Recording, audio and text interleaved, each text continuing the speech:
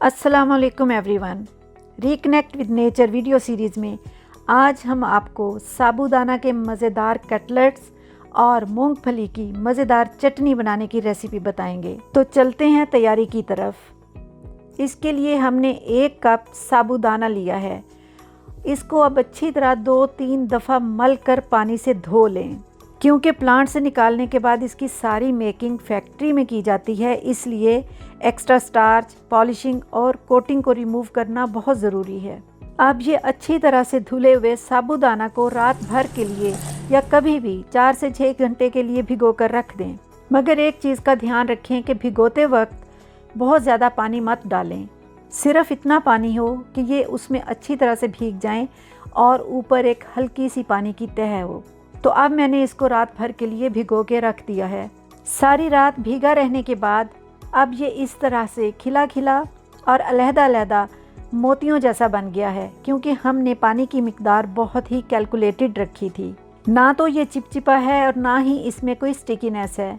अब मैंने इसमें 3 चम्मच रोस्टेड मूंगफली के क्रश करके यानी मोटा मोटा कूट के डाल दिए हैं और साथ ही मैंने बारीक कटी हुई लाल मिर्च, सब्ज़ मिर्च, हरा धनिया और बहुत ही बारीक कटा हुआ अदरक और लहसुन और चिली फ्लेक्स शामिल कर दिए हैं और 1 चम्मच नमक डाल दिया है। तो 1 कप साबूदाना में मैंने 2 बड़े आलू उबालकर वो भी ग्रेट करके इसमें डाल दिए हैं। आप चाहें तो आलू कश कर लें या उनको कुचल कर बारीक कर लें। इन सब चीज़ों को हाथ की मदद से मसल कर अब अच्छी तरह से हम यकजान कर लेंगे और हाथों पर तेल लगाकर इनकी लंबी या गोल टिक्कियाँ बना लेंगे। मगर किनारे अच्छी तरह से दबाकर बराबर करें, क्योंकि किनारों पर अगर क्रैक्स रह जाएं तो फ्राइंग के वक़्त घी बहुत ज़्यादा एब्जॉर्ब कर लेते हैं। एक सॉस पैन में घी कड़कड़ाएं और कटलेट्स बीच में छोड़ दें। एक वक़्त में 3 या 4 से ज़्यादा कटलेट्स मत डालें, क्योंकि फिर वो ठीक तरह से फ्राई नहीं होते।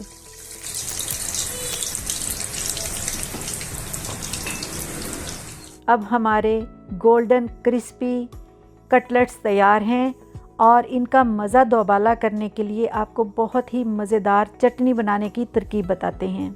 इसके लिए हमने ब्लेंडर में डाला है ताज़ा हरा धनिया, पुदीना, हरी मिर्च, रोस्ट की हुई मूंगफली और 3 से 4 चम्मच दही और नमक।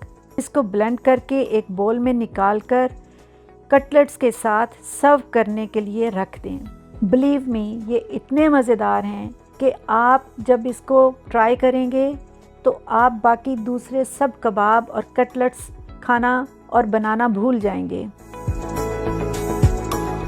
सेगो का इस्तेमाल सदियों पुराना है और एंशियंट टाइम से ही लोग इसको मुख्तलिफ ट्रेडिशनल फूड रेसिपीज़ में इस्तेमाल करते रहे हैं और इस रेसिपी को शेयर करने का मकसद भी ये है कि इसकी यूटिलाइजेशन को ज़्यादा प्रमोट किया जाए, क्योंकि ये एक बहुत ही ताकतवर ग़िज़ा है।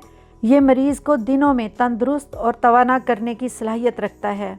इसमें मौजूद नेचुरल कैल्शियम हड्डियों को मजबूत करती है और फ्रैक्चर से बचाती है।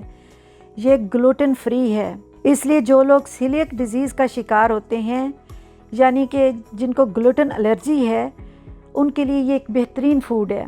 और हाई ब्लड प्रेशर का तो बहुत ही अच्छा इलाज है।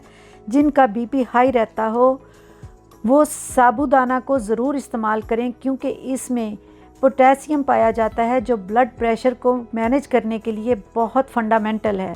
हाई कार्ब फूड होने की वजह से एनर्जी बूस्टर है, एकदम से बॉडी को एनर्जी और ताकत देता है। मगर इसमें हेल्थी कार्बोहाइड्रेट्स पाए जाते हैं। ग्लाइसेमिक इंडेक्स हाई होने की वजह से डायबिटीज़ के मरीज़ मॉडरेट मिकदार में इसको इस्तेमाल करें। जिंक और आयरन का बेहतरीन नेचुरल सोर्स है, जिसकी वजह से ब्रेन और नर्वस सिस्टम की फंक्शन को ये बहुत इम्प्रूव करता है। ये एक पाम ट्री, जिसे सैगू पाम भी कहते हैं, उसके स्टार्च से एक्सट्रैक्ट किया जाता है और ख़ास तौर से इंडोनेशिया, मलेशिया और न्यू गिनी वगैरह में ये पाम ट्री से ही हासिल किया जाता है, जबकि साउथ इंडिया वगैरह में ये कसावा रूट, जिसे टेपियोका प्लांट भी कहते हैं, उससे तैयार होता है। और इन मुल्कों में मजबूत सेगो बेस्ड फूड इंडस्ट्रीज़ कायम हैं। Thank you for joining me. Stay blessed and happy. Long live Pakistan.